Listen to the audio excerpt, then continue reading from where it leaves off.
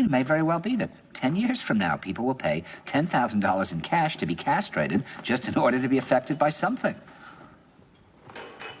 Well, why do you think that is? I mean, why is that? I mean, is it just because people are lazy today, or they're bored? I mean, are we just like bored, spoiled children who've just been lying in the bathtub all day, just playing with their plastic duck, and now they're just thinking, well, what can I do? Okay, yes, we're bored. We're all bored now. But has it ever occurred to you, Wally, that the process that creates this boredom that we see in the world now may very well be a self-perpetuating, unconscious form of brainwashing created by a world totalitarian government based on money, and that all of this is much more dangerous than one thinks, and it's not just a question of individual survival, Wally, but that somebody who's bored is asleep, and somebody who's asleep will not say no? See, I keep meeting these people. I mean, just a few days ago, I met this man whom I greatly admire. He's a Swedish physicist, Gustav Bjornstrand, and he told me that he no longer watches television, he doesn't read newspapers, and he doesn't read magazines. He's completely cut them out of his life because he really does feel that we're living in some kind of Orwellian nightmare now, and that everything that you hear now contributes to turning you into a robot.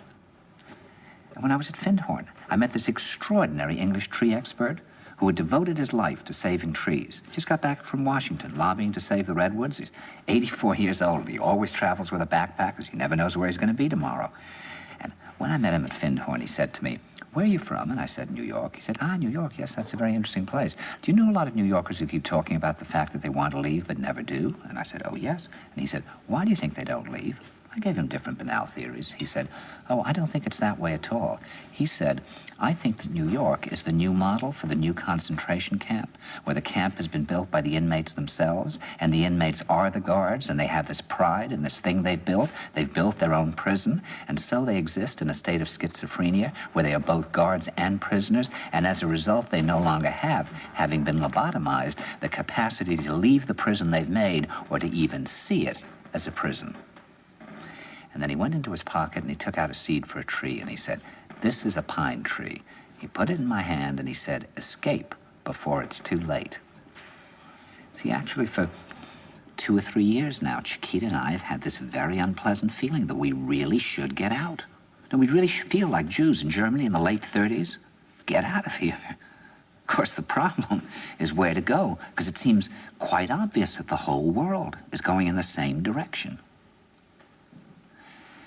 See, I think it's quite possible that the 1960s represented the last burst of the human being before he was extinguished, and that this is the beginning of the rest of the future now, and that from now on there'll simply be all these robots walking around, feeling nothing, thinking nothing, and there'll be nobody left almost to remind them that there once was a species called a human being, with feelings and thoughts, and that history and memory are right now being erased, and soon nobody will really remember that life existed on the planet. Now, of course, Bjornstrand feels that there's really almost no hope, and that we're probably going back to a very savage, lawless, terrifying period. Findhorn people see it a little differently. They're feeling that there'll be these pockets of light springing up in different parts of the world, and that these will be, in a way, invisible planets on this planet. And that as we, or the world, grow colder, we can take invisible space journeys to these different planets, refuel for what it is we need to do on the planet itself, and come back. And it's their feeling that there have to be centers now where people can come and reconstruct a new future for the world. And when I was talking to Gustav Bjornstrand, he was saying that actually these centers are growing up everywhere now. And that what they're trying to do, which is what Findhorn was trying to do, and in a way, what I was trying to do.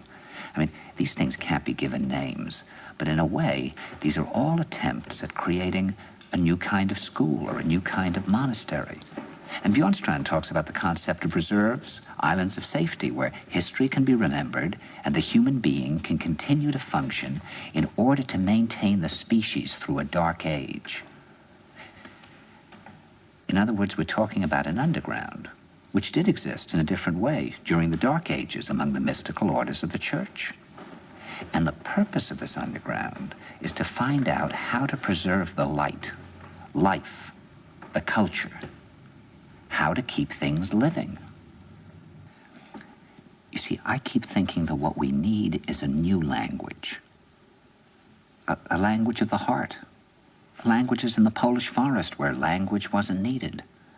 Some kind of language between people that is a new kind of poetry. That's the poetry of the dancing bee that tells us where the honey is.